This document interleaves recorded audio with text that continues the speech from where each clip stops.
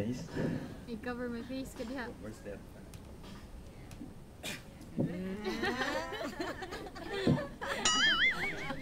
Ano nga? Pero mo lagi. Record naman doon natin.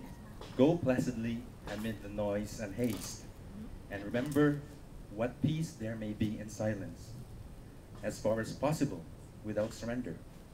Be in good terms with all persons. Speak the truth quietly and clearly,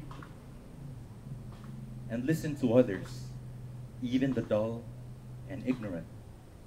They too have their story. Beyond a wholesome discipline, be gentle with yourself. You are a child of the universe, no less than the trees and the stars. You have a right to be here. And whether or not it is clear to you, no doubt, the universe is unfolding as it should. Therefore, be at peace with God, whatever your labors and aspirations are in this noisy confusion of life.